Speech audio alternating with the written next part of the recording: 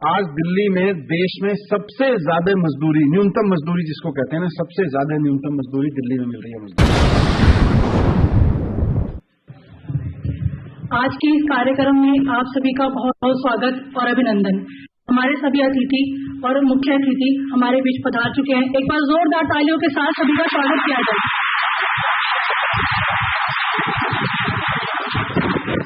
कार्यक्रम को आगे बढ़ाते हुए मैं आदरणीय प्रिंसिपल सेक्रेटरी लेबर सर से रिक्वेस्ट करूंगी कि वो बुक्स देकर हमारे मुख्य अतिथि माननीय उप मुख्यमंत्री जी का स्वागत करें।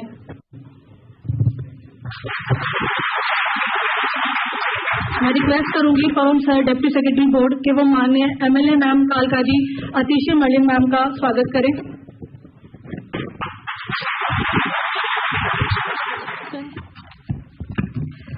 मैं हमारे आज के मुख्य अतिथि माननीय उप मुख्यमंत्री जी से आग्रह करूंगी कि वो निर्माण मजदूरों को अपने हाथों से बस पास देकर निःशुल्क यात्रा पास स्कीम की शुरुआत करें।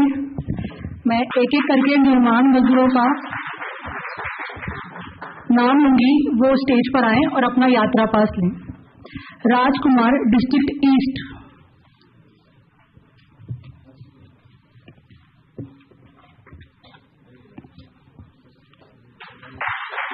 Sanjay Kumar, district east.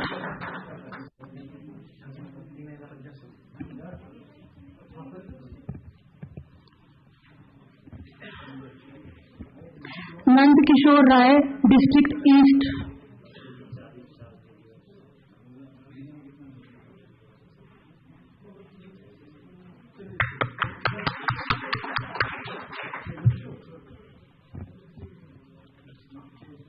Naveen Kumar, north east.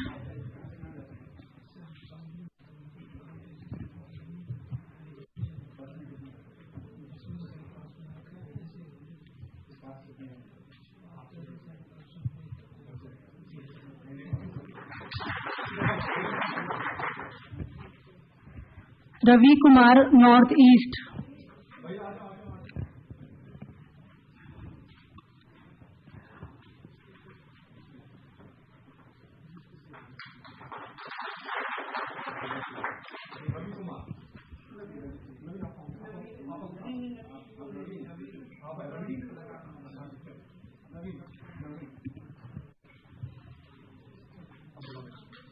Mohammad Shamshad, north waste.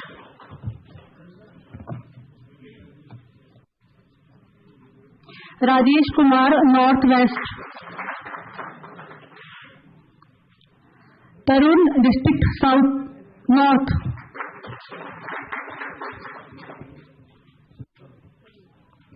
शेर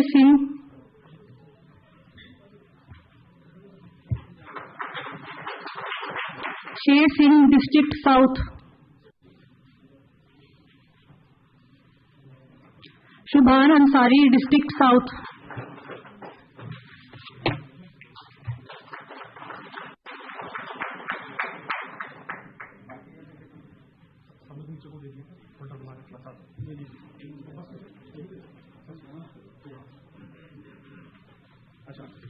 बाकी लोगों के भी पास प्रिंट करके और कंसर्न श्रमिक मित्र को हम लोगों ने दे दिया है। जब सब बस में बैठ जाएंगे तो बस में आप सबको डिस्ट्रीब्यूट कर दीजिएगा, ठीक है? मैं माननीय MLA मैम कालका जी जो स्टैंडिंग कमेटी और एजुकेशन की चेयरपर्सन भी है से रिक्वेस्ट करूंगी कि वो आए और सभा को संबोधित करें।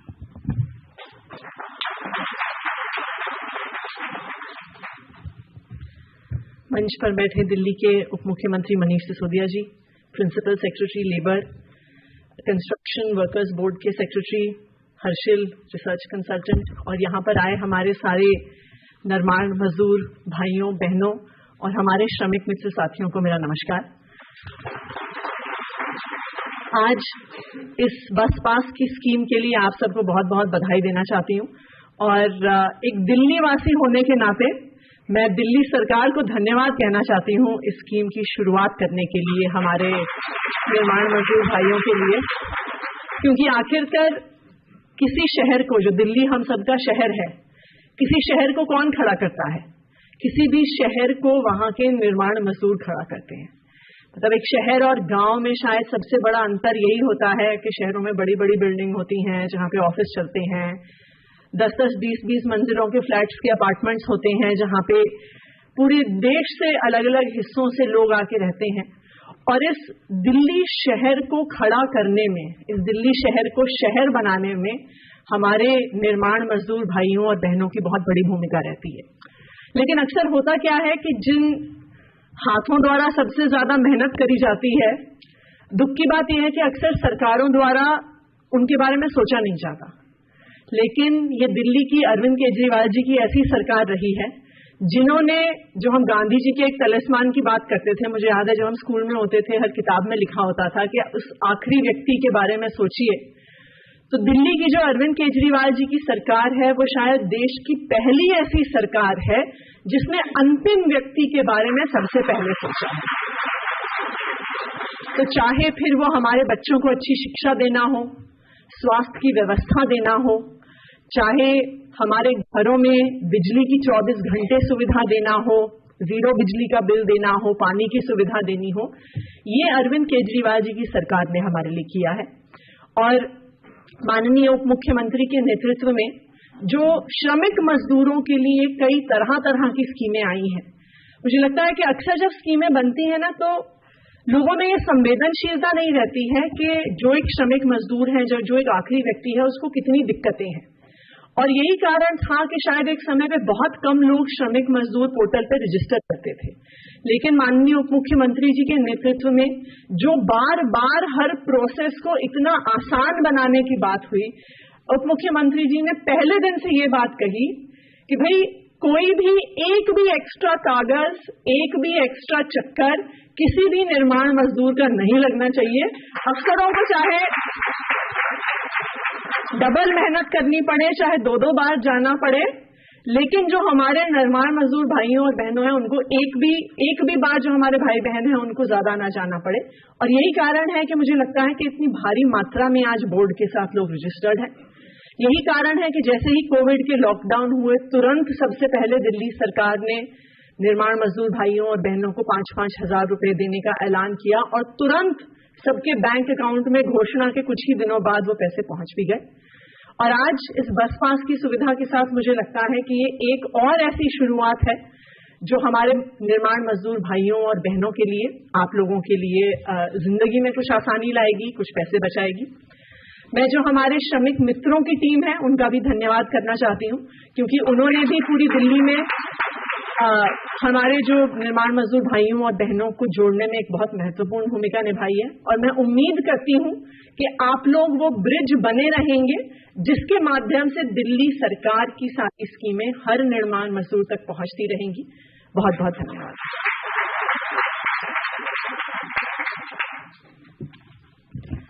हमारे आज के मुख्य अतिथि माननीय उप मुख्यमंत्री जी, मैं उनसे रिक्वेस्ट करूंगी कि वो आए और आज के कार्यक्रम के बारे में मजदूर भाइयों से कुछ कहें। बहुत बहुत धन्यवाद। मंच पर आसीन हमारी बहुत महत्वपूर्ण साथी योद्धा आतिशी जी, हमारे मजदूर विभाग, श्रम विभाग के सचिव आईएएस अधिकारी राजेश जी, हमारे जो श्रमिक बोर्ड है उसके सचिव अरुण जी, साथ साथ इस पूरे कार्यक्रम को और दिल्ली में निर्माण मजदूरों के वेलफेयर के लिए दिन रात काम कर रहे हर्षिल जी, हमारे अधिकारीगण जो श्रमिक विभाग और साथ साथ मजदूर बोर्ड के अलग अलग पदों पर विराजमान हैं, और सभी मजदूर साथियों को सबसे पहले तो मैं आप सबका यहाँ बहुत स्वागत करता हूँ और यहाँ आने के लिए आपका धन्यवाद भी करता हूँ। अभी 3 दिन पहले ही विश्व मजदूर दिवस मनाया गया। आज आप यहाँ पधारे हैं तो उस अवसर पर मैं आप सबको मजदूर दिवस की भी बहुत बहुत शुभकामनाएं देना चाहता हूँ। हमारे माननीय मुख्यमंत्री अरविंद केजरीवाल जी हमेशा एक शब्द यूज करते हैं कि ये मजदूर नहीं निर्माता है, इस देश का भाग्य विधाता है। उनके मार्गदर्शन में बाबा साहब अंबेडकर जी द्वारा देखा गया सपना, जिसके लिए उन्होंने संविधान बनाया कि सबसे निचले पायदान पर खड़े लोगों को, जिनको कुदरत ने कम दिया हो, उनको सरकार ज्यादा दे, ऐसा कायदा चलाना, ऐसी योजनाएं चलाना, इस तरह की व्यवस्था चलाना कि जिनको किसी भी कारण से कुदरत ने कम दिया, उनको सरकार 4 कदम आगे बढ़ के ज्यादा करे, उनको सरकार ज्यादा दे। वैसी योजनाएं मुख्यमंत्री अरविंद केजरीवाल जी बाबा साहब के नक्शे कदम पे चलते हुए, उनके बनाए संविधान को आगे बढ़ाते हुए, और साथ साथ शहीद आजम भगत सिंह जी को, जिस सपने को देख के भगत सिंह जी जैसे लोगों ने 22-22, 33 साल के लड़के फांसी पे झूल गए थे, उन्होंने कुर्बानी दी थी, उस जज्बे को आगे बढ़ाते हुए आज अरविंद केजरीवाल जी की सरकार काम कर रही है। और आज उसी दिशा में एक बहुत महत्वपूर्ण फैसला ये लिया है कि दिल्ली में निर्माण स्थलों पर काम करने वाले मजदूरों को आने जाने के लिए पैसा ना खर्च करना पड़े, इसके लिए सबको मुफ्त बस पास की सुविधा दी जा रही है। सामान्यतः जब सरकारी योजनाएं बनाई जाती हैं तो उसमें हमारे यहाँ ना हिंदी में खासतौर से आम भाषा में मजदूर उसको समझते हैं, फच्चर डाल दिया जाता है, कोई ठीक से ना करे काम। तो पहले यही सोचा कि भाई मजदूर हैं, फ्री में बस पास दिया जा रहा है, तो उसमें ऐसा करते हैं सीरियसनेस आने के लिए, ताकि कोई इधर उधर ना करे, 100 रुपए मजदूर से ले लेते हैं। जैसे अभी मैं भाई से बात कर रहा था, कितने रुपए खर्च करते हो, तो किसी ने बोला जी मैं 3000 रुपए खर्च करता हूं बस पास पे, बस किराए पे। किसी ने बोला जी 1200 रुपए, किसी ने बोला 40, 50, 60,000, 60, 70 रुपए रोजाना खर्च होते हैं। किसी ने बोला कि जी 800 रुपए का पास बना रखा है। मैंने अभी ब्रीफली लोगों से पूछा, तो कम से कम अगर पास भी बना रखा है तो 800, 900, 1000 रुपए तो खर्च होते ही हैं। तो आज इस पास की वजह से वो तो निश्चित रूप से बच जाएंगे। लेकिन ये योजना सोची गई कि भाई पहले जब 800 रुपए बच रहे हैं या 3000 रुपए बच रहे हैं, तो 100 रुपए का पास मजदूर से भी डलवा लो, 100 रुपए।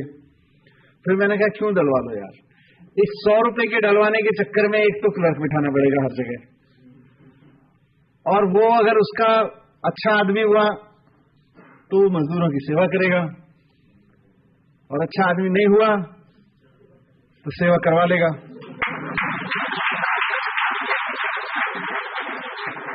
तो ऐसा सिस्टम ही क्यों बनाया जाए। अब 100 रुपए देने के चक्कर में मजदूर अगर 800 कहेगा तेरे तो 800 रुपए बच रहे हैं, लाख 500 रुपए, 300 रुपए का तो फिर भी फायदा है। और मजदूर जाके लाइन में लगेगा, कहेगा एक दिन की मजदूरी छोड़नी पड़ेगी। मैंने कहा 100 रुपए भी सरकार को नुकसान होने तो क्या फर्क पड़ रहा है।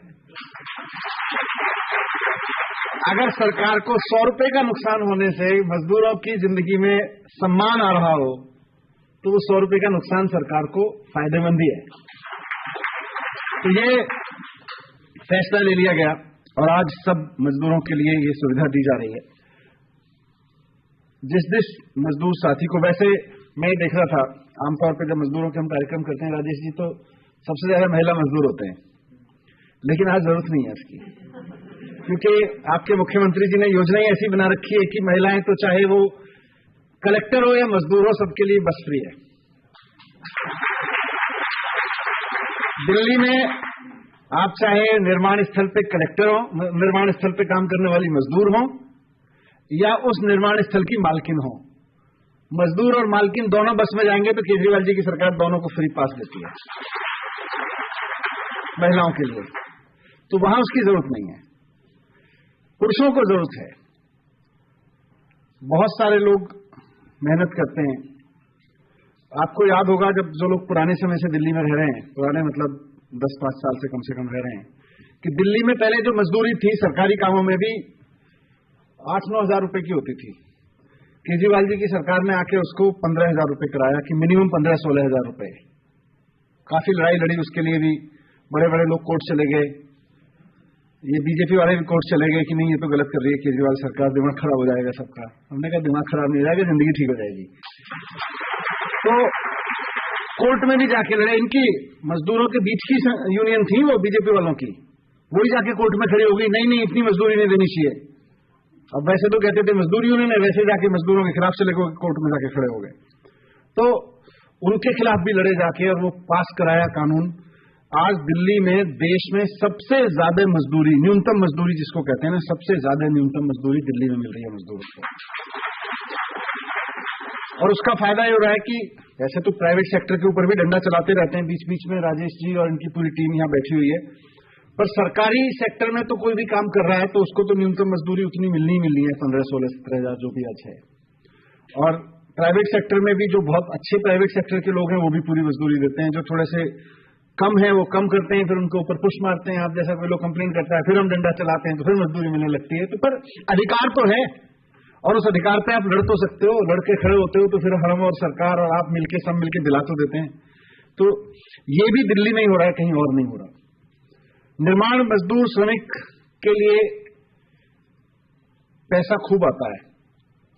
मैं 2013 में जब पहली बार, याद है 49 दिन की सरकार बनाई थी आप लोगों ने, 49 दिन की सरकार में जब मैंने बजट देखा तो पता चला उस वक्त 1600 करोड़ रुपए होता था कि निर्माण मजदूरों का 1600 करोड़ रुपए इकट्ठा हो गया। अब वो तो थोड़े दिन की सरकार बनी थी, मेरे पास एक फाइल आई, बोले जी ये मजदूरों के लिए पैसा है, मैं क्या कर रहे हो इसमें? तो कोई योजना तो थी, कागज पे तो लिखने के लिए बना रखी थी बहुत सारी। मैं कितने मजदूरों को फायदा मिला जी? 100 को इस योजना का मिला, 50 को इसका फायदा मिला, 200 का इसका मिला। मैंने कहा ये क्या हुआ?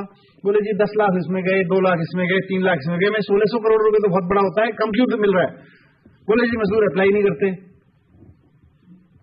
फिर मैंने पूछा कितने रजिस्टर्ड हैं, तो उस वक्त 50,000 मजदूर रजिस्टर्ड थे कुल मिला के 2013 में।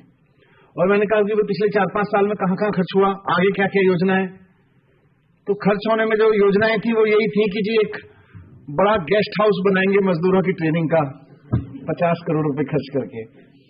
मैंने कहा यार 50 करोड़ रुपए मजदूरों के हिस्से का खर्च करके गेस्ट हाउस बनाएंगे, उसमें कोई मजदूर तो रुकेगा नहीं, जाके कुछ मजदूरों के लिए ही करो।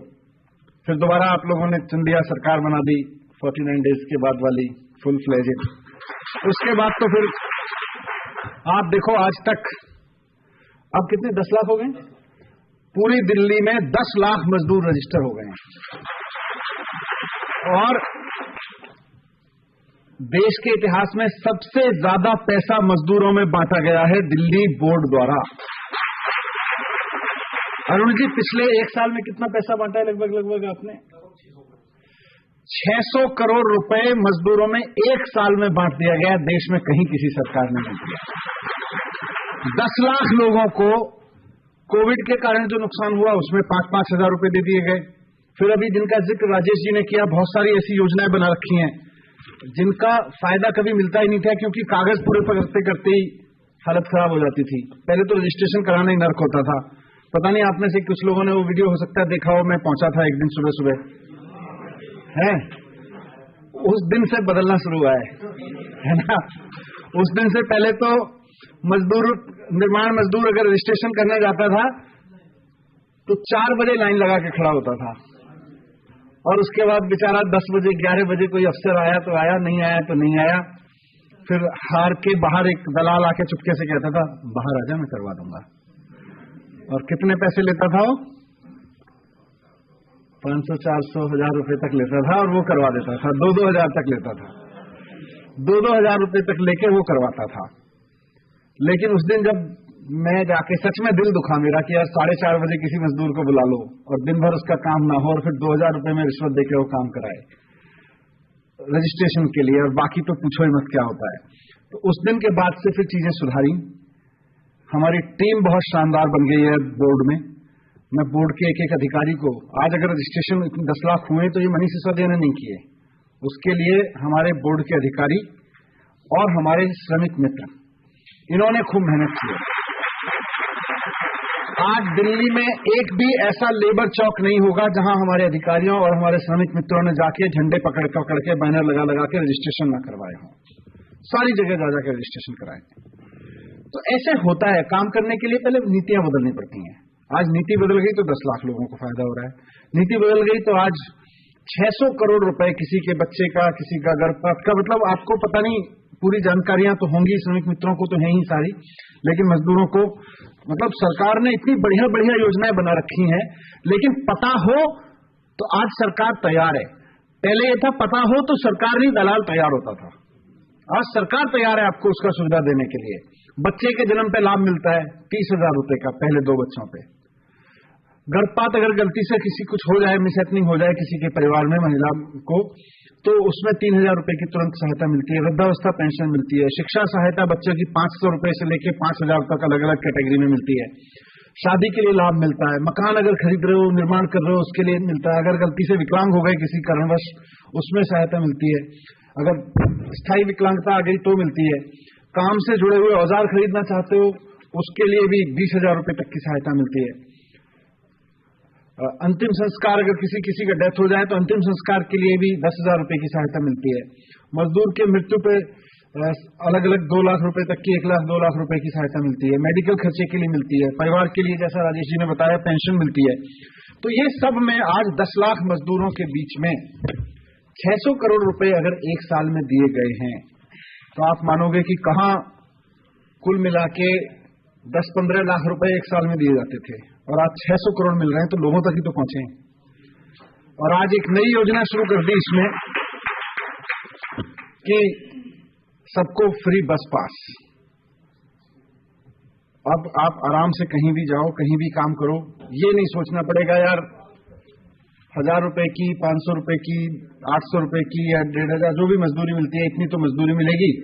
अब उसमें से मान लो 100 रुपए पास में बस में लग गए तो कैसे काम होगा? तो अब आपको ये नहीं सोचना पड़ेगा।